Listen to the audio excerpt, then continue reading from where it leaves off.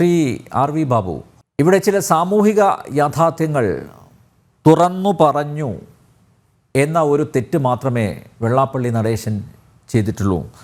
അദ്ദേഹം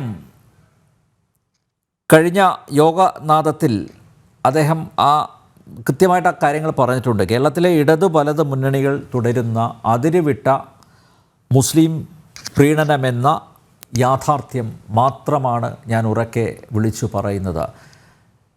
ഇവിടെ അധികാരത്തിലും അല്ലാതെയും മുസ്ലിം സമുദായത്തിന് ലഭിക്കുന്ന പ്രാതിനിധ്യം, ആ കണക്കുകൾ നിരത്തി ചില വാസ്തവങ്ങൾ അദ്ദേഹം അവതരിപ്പിച്ചു.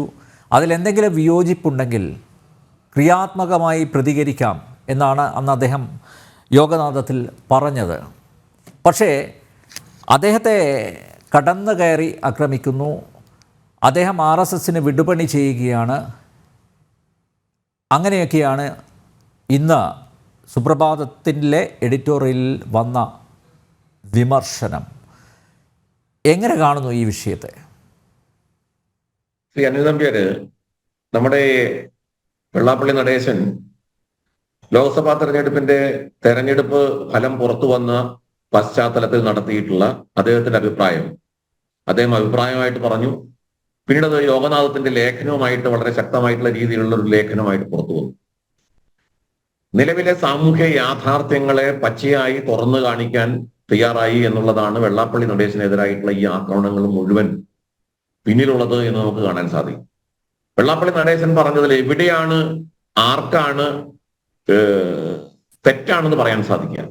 വെള്ളാപ്പള്ളി നടേശൻ മുന്നോട്ട് വെച്ചത് നിരവധി വിഷയങ്ങൾ അദ്ദേഹം മുന്നോട്ട് വെച്ചു. എണ്ണി അദ്ദേഹം കേരളത്തിൽ എന്തുകൊണ്ടാണ് അദ്ദേഹം ഉയർത്തി കാണിച്ചത്? BJPക്ക് വോട്ടിംഗ് പെർസെന്റേജ് എന്തുകൊണ്ട് വർദ്ധിച്ചു? ആലപ്പുഴയിലും ആലത്തൂരും അല്ലെങ്കിൽ ആറ്റിങ്ങലും ഒക്കെ വലിയ തോതിൽ BJPയുടെ വോട്ട് വർദ്ധിച്ചു. ഇടതുപക്ഷത്തോടൊപ്പം നിന്ന അവരുടെ പാവപ്പെട്ട ജനസമൂഹം, പിന്നോക്ക ജനസമൂഹം, പാറ പോലെ ഉറച്ചു നിന്ന ജനസമൂഹം എന്തുകൊണ്ട് ഇടതുപക്ഷത്തെ കൈവിട്ടു എന്നുള്ളതിന്റെ വിശകലനത്തിലാണ് അദ്ദേഹം വളരെ ശക്തമായിട്ട് പറഞ്ഞത് അതിരുവിട്ട് നടന്നുകൊണ്ടിരിക്കുന്ന കേരളത്തിലെ മുസ്ലിം പ്രീണനത്തെക്കുറിച്ച്. മുസ്ലിം പ്രീണനമാണ് കേരളത്തിൽ എന്നുള്ളതിനെ സംബന്ധിച്ച് അദ്ദേഹം അടിവരയിട്ട് പറഞ്ഞു. അതിന്റെ ഏറ്റവും ഒടുവിലത്തെ ഉദാഹരണമായിട്ട് അദ്ദേഹം പറഞ്ഞത് ഈ ഏറ്റവും ഒടുവിൽ രാജ്യസഭാ സീറ്റുകൾ നിർണയിച്ചു. മൂന്ന് രാജ്യസഭാ സീറ്റുകളുടെ നിർണയം വന്ന സമയത്ത് ആ മൂന്നും ന്യൂനപക്ഷ സമൂഹത്തിനാണ് പോയത്. ഇടതുപക്ഷം 2 സീറ്റും കൊടുത്തപ്പോൾ അതേപോലെ ന്യൂനപക്ഷങ്ങൾക്ക് കൊടുത്തു. UDF 1 സീറ്റ് ഉണ്ടായത് അതും ന്യൂനപക്ഷങ്ങൾക്ക് കൊടുത്തു. അങ്ങനെ മൊത്തം 9 സീറ്റുകളിൽ 5 എണ്ണം ഇപ്പോ മുസ്ലിം സമുദായത്തിനും 2 എണ്ണം ക്രിസ്ത്യൻ സമുദായത്തിനുമാണ്. ഭൂരിപക്ഷം വരുന്ന ഹിന്ദു സമൂഹത്തിന് 2 സീറ്റാണുള്ളത്. ഇതാണ് വെള്ളാപ്പള്ളി നടേശൻ ഒടുവിലായിട്ട് പറഞ്ഞ കാര്യം. അപ്പൊ ഇത് മുൻനിർത്തിക്കൊണ്ട് വെള്ളാപ്പള്ളി നടേശനെതിരെ വലിയ തോതിലുള്ള ആക്രമണം നടക്കുകയാണ്. യഥാർത്ഥത്തിൽ വെള്ളാപ്പള്ളി നടേശൻ പറഞ്ഞ യാഥാർത്ഥ്യത്തെ ആർക്കാണ് എതിർക്കാൻ സാധിക്കുക? ഇവിടെ കേരളത്തിൽ മുസ്ലിം സമുദായം വഴിവിട്ട് അവകാശങ്ങൾ നേടിക്കൊണ്ടിരിക്കുന്നു. അവരുടെ സംഘടിത ശക്തി ഉപയോഗിച്ചുകൊണ്ട് ന്യൂനപക്ഷങ്ങൾ ഭൂരിപക്ഷ സമൂഹത്തിന് ഇല്ലാത്ത അവകാശങ്ങൾ നേടിയെടുക്കുന്നു എന്ന് പറഞ്ഞത് ആരാണ്? കോൺഗ്രസിന്റെ മുഖ്യമന്ത്രിയായിരുന്ന ശ്രീമാൻ AK ആന്റണിയാണ് 2004 അദ്ദേഹം ഇത് പറഞ്ഞില്ലേ? വലിയ തോതിൽ 2003 അദ്ദേഹം ഇത് പറഞ്ഞല്ലോ.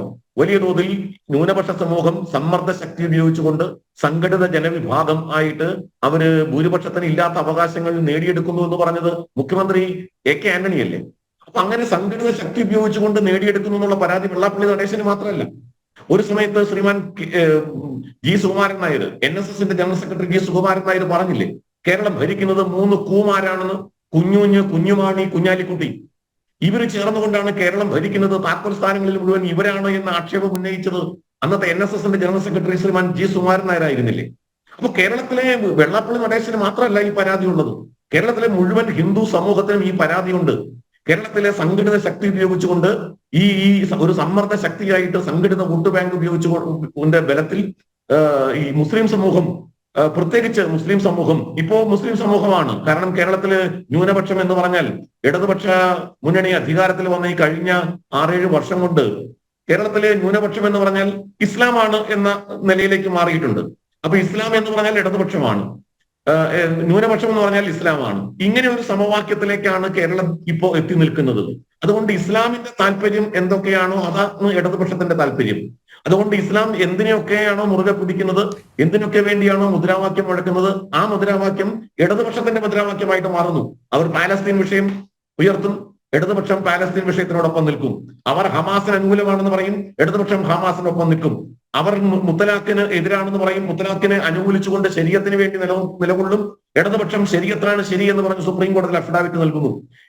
ഇടതുപക്ഷം ഇസ്ലാം സ്ത്രീ സമത്വത്തിന് എതിരായിട്ട് നിൽക്കും. ഇപ്പോ ഇടതുപക്ഷത്തിന്റെ സ്ഥിതിയും ഇസ്ലാമിന്റെ അതേ സ്ഥിതിയിലേക്ക് മാറിയിരിക്കുന്നു. ഞാൻ എണ്ണി അത്തരം കാര്യങ്ങൾ പറയാം. അപ്പൊ അത്തരത്തിൽ ഇടതുപക്ഷത്തിന്റെ സമീപനം ഇസ്ലാം പക്ഷ സമീപനമായിട്ട് മാറുന്ന ഒരു കാലഘട്ടമാണ് കേരളത്തിൽ ഇപ്പൊ നിലകൊള്ളുന്നത്. അനിൽ നമ്പ്യാർ, ഞാനൊരു കാര്യം പറയാം. എന്തിന്റെ അടിസ്ഥാനത്തിലാണ് കേരളത്തില് മുസ്ലിം സമുദായത്തിന് 12% സംവരണം, മതസംവരണം, ഭരണഘടനാ തത്വങ്ങൾക്ക് എതിരായിട്ടുള്ള മതസംവരണം? ഭരണഘടനാ നിർമ്മാണ സഭയിൽ 33 മുസ്ലിങ്ങൾ ഉണ്ടായിരുന്നു. ഭരണഘടനാ നിർമ്മാണ സഭയിലെ 33 മുസ്ലിങ്ങൾ. ഈ 33 മുസ്ലിങ്ങളിൽ പിന്നീട് 10 പേര് പാകിസ്ഥാനിലേക്ക് കുടിയേറിപ്പോയി. ബാക്കി 23 പേര്. ആ 23 പേരിൽ 13 പേരും ഈ മതസംവരണത്തെ എതിർത്തവരായിരുന്നു. 13 മുസ്ലിം ആളുകളും നേതാക്കന്മാരും മതസംവരണത്തെ എതിർത്തവരായിരുന്നു.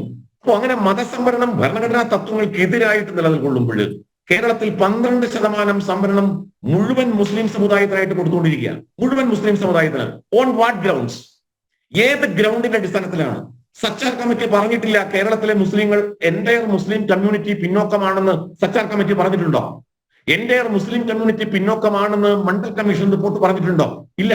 മണ്ഡൽ കമ്മീഷൻ റിപ്പോർട്ട് 208 ജാതികൾ കേരളത്തിൽ തിരിച്ചിട്ടുണ്ട്. 208 ജാതികളെ. ആ 208 ജാതികളിൽ ഒരു ജാതി മുസ്ലിം സമുദായത്തിലെ മാപ്പിളയാണ്.